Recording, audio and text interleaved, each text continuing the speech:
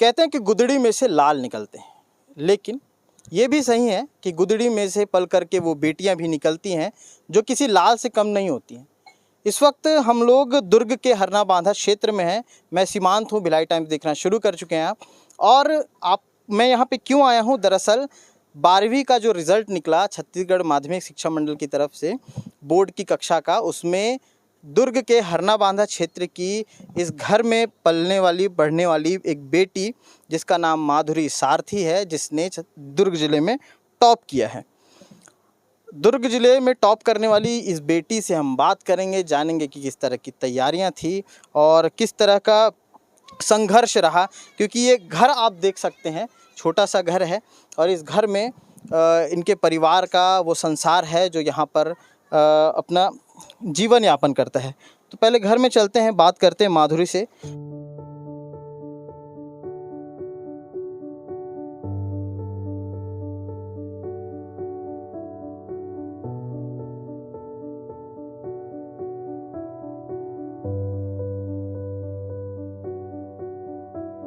ये 10 बाई 10 का कमरा और इस कमरे में तैयार होता भविष्य, जहाँ की बेटी ने 12वीं में 94% लाकर सबका मान बढ़ाया है। दुर्ग की रहने वाली माधुरी सारथी के पिता रिक्शा चालक हैं। माँ दूसरों के घरों में झाड़ू पोछा करने जाती है ताकि जीवन की गाड़ी चल सके। माधुरी ने 94% लाकर सबको गौरवान्वित कर दिया और उन्हें चौंकाया है जो सरकारी स्कूल की पढ़ाई को नकार जाते हैं। दुर्ग के हरना बांधा की माधुरी ने इन छोटे से शीट नुमा कमरे के भीतर की गर्माहट को महसूस किया और शायद यही वजह है कि भिलाई टाइम्स माधुरी के हौसले की कहानी सुनने उसके घर आ पहुंचा। और माधुरी के पिताजी भी हैं यहाँ पे मौजूद, रिक्शा चालक हैं। माधुरी की मम्मी जो हैं घरों में जाकर के बर्तन और घरों का काम किया करती हैं। तो माधुरी से बात करते हैं।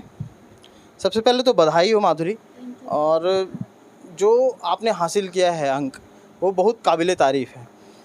कैसा लगा जब रिज़ल्ट आया, तो कैसा लग रहा था, और अभी लोग मिलने आ रहे होंगे, कैसा लग रहा है आपको?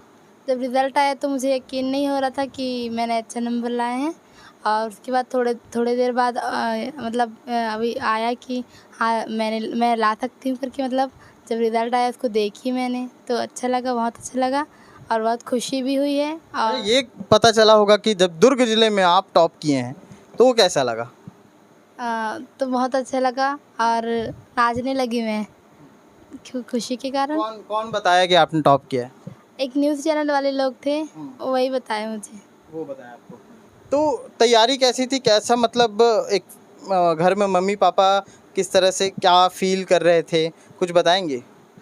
तैयारी तो मैं रोज़ कंटिन्यू करती थी और रोज़ पढ़ाई भी तो करना ही पड़ेगा और करती भी थी, और मम्मी पापा भी बहुत सहयोग करते थे, और ट्यूशन वाली मैम और सर और स्कूल के मैडम सर सब बहुत सहयोग करते थे, बहुत अच्छे से पढ़ाते थे और अच्छे से समझाते थे। कौन से स्कूल में पढ़ती हैं आप? मैं शासकीय उच्चतर माध्यमिक विद्यालय तकियापारा दुर्ग स्कूल में पढ़ती हूँ। सरकारी स्कूल है? हाँ, सरकारी स्कूल है। 6-7 घंटे मैं रोज़ पढ़ती थी और अपनी बहन को भी पढ़ाती थी। अब दूसरों को पढ़ाने से और अच्छे से समझ में आता है, ये तो सभी जानते हैं। हाँ, और साथ ही साथ ट्यूशन भी जाती थी। ट्यूशन वाली जो मैडम थी वो क्या करती थी कि मुझे समझाने के बाद बोलती थी कि और बच्चों को समझाओ, है ना। मतलब जब हम दूसरे को पढ़ाते हैं तो और अच्छे से समझ में आता है, रिवीजन हो जाता है। हाँ, तो उसी से और हम मेरा प्रोग्रेस बढ़ा। और कौन कौन मिलने आया था माधुरी आपसे? कोई नेता और आसपास के कुछ लोग? अरुण वोरा जी आए थे और धीरज बाकलीवाल जी भी आए थे और बहुत सारे लोग आए थे, और प्रिंसिपल भी, हमारी मैम भी आई थी, प्रिंसिपल मैम, हमारे सर, अमित सर, बहुत सारे लोग आए थे। अच्छा, माधुरी को ये लगा था क्या कि वो मतलब इतना टॉप करेंगी, इतने नंबर हासिल करेंगी? जी नहीं, कभी कभी नहीं सोची थी मैं सोची थी कि अपने क्लास में अच्छा नंबर, पहला अंक आ सकता है, पर पूरे ज़िले में नहीं, कभी नहीं सोचा था। लेकिन आ गया। जी, तैयारी भी वैसी रही होगी। कितने घंटे पढ़ती थी? 6-7 घंटे। 6-7 घंटे लगातार? लगातार नहीं, जैसे कि सुबह, उसके बाद अच्छा, मम्मी जैसे मम्मी कितने बजे जाती हैं काम पे? मम्मी 8 बजे जाती है। सुबह के? तो मम्मी जब सुबह के 8 बजे जाती हैं तो आप घर में बड़ी हैं? हाँ, मेरे भाई भी हैं। अच्छा, एक भाई भी है, बड़े हैं। तो आप काम वाम करती होंगी घर का, तो उसमें कैसे समय निकालती थी? मैं और मेरी बहन जो है वो काम को बाँट-बाँट के करते हैं। मतलब 3 काम मैं करूँगी तो 3 काम वो करेगी। कैसे 3 काम मतलब? कि झाड़ू, पोछा, बर्तन मांजना सब मैं करूँगी तो वो कपड़ा धोएगी, और या मैं कपड़ा धोऊँगी तो वो बर्तन मांजेगी, ऐसे काम। और रात में फिर पढ़ते थे आप? हाँ, रात को भी पढ़ती थी और ट्यूशन 6 बजे जाती थी। 6 बजे से 8 बजे तक ट्यूशन होता था। उसके बाद 8 बजे आकर खाना वाना खाकर फिर 8:30 बजे तक पढ़ने बैठती थी और फिर 10:30 बजे सो जाती थी। माधुरी के पिताजी भी यहीं पे हैं और इनसे भी बात कर। सर, आपका नाम? वीरू सारथी। जी, वीरू सारथी। जी धीरू सारथी जी। आप रिक्शा चालक हैं, रिक्शा चलाते हैं। तो किस तरह से एक मैनेज किया परिवार को? आज बेटी ने जो नाम कमाया है, लोग आपके घर आ रहे हैं, मिलने के लिए आ रहे हैं, क्या कह रहे हैं और आपको कैसा लग रहा है? ठीक लग रहा है, खुशी की बात है। खुशी की बात। किस तरह की मेहनत आपने भी की है, तो उसके बारे में कुछ बताइए। संघर्ष कैसा रहा आपका? क्योंकि जो भी है तस्वीर तो देखी जा ही सकती है। संघर्ष रहा कि बच्चे घर गृहस्थी सही चलाना है, बच्चों को पढ़ाना है, ये जिम्मेदारी रहा। आप कितना तक पढ़े हैं? मैं 5वीं तक पढ़ा। 5वीं तक। उसके बाद फिर ये काम धाम हाँ हाँ। तो आपको कभी ऐसा लगा क्या कि नहीं यार, बहुत महंगाई का बोझ बहुत है और जो भी कमा रहा हूँ क्या उसमें बच भी पा रहा है कि नहीं पा रहा है, उसमें बेटी को पढ़ाना भी, ऐसा कभी लगा क्या? नहीं, ठीक लगा है। आपने मेहनत की और उस मेहनत को बेटी ने सफल किया है। बहुत लोग का ऐसा मानना होता है, वो लोग पढ़ाई छुड़वा देते हैं। गलत करते हैं कि सही करते हैं? गलत करते हैं, नहीं छुड़वाना चाहिए पढ़ाई। नहीं छोड़ा। तो ये माधुरी के पिताजी हैं, ज़्यादा बात नहीं करते, लेकिन जो भी बात करते हैं सटीक करते हैं और इन्होंने अपने मेहनत से, संघर्ष से इस बच्ची को पढ़ाया है।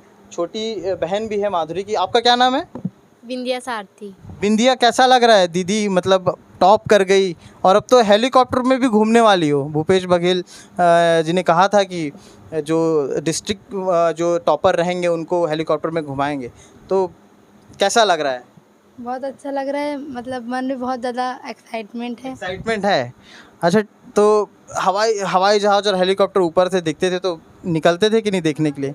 बिल्कुल, देखने निकलते थे। जब आप खुद बैठोगी तो फिर और अलग ही एक मज़ा रहेगा। हाँ, बहुत बहुत खुशी होगी और नया अनुभव होगा।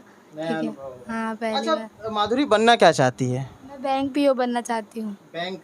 हम्म, क्यों बैंक में जाना चाहती हो? क्योंकि मैंने कॉमर्स लिया है और मैं शुरू से मतलब 11वीं से तब से वही अपना देखी हूँ और वही बनना चाहती हूँ। अच्छा, माधुरी का कोई आइडल है क्या? जी। कौन? वो कल्पना चावला। कल्पना चावला। क्या बात है। कल्पना चावला की स्टोरी आपको पता है? अच्छे से तो नहीं पता। लेकिन जितना पता है उसमें आपने उन्हें आइडल मान लिया। हाँ। बहुत बढ़िया।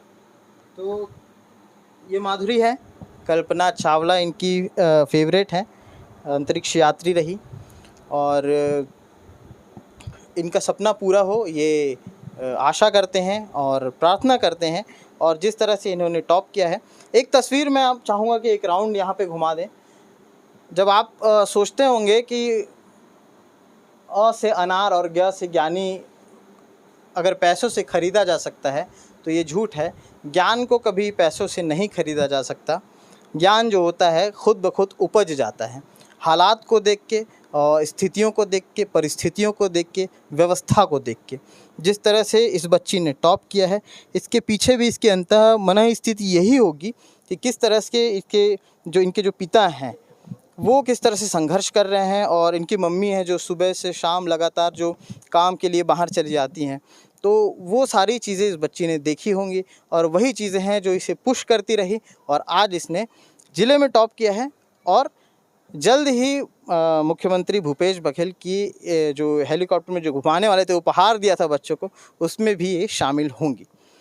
तो फिलहाल के लिए इतना ही इस स्टोरी में। फिर से लौटेंगे अन्य खबरों के साथ, अन्य स्टोरियों के साथ। तब तक के लिए देखते रहिए भिलाई टाइम्स। शुक्रिया।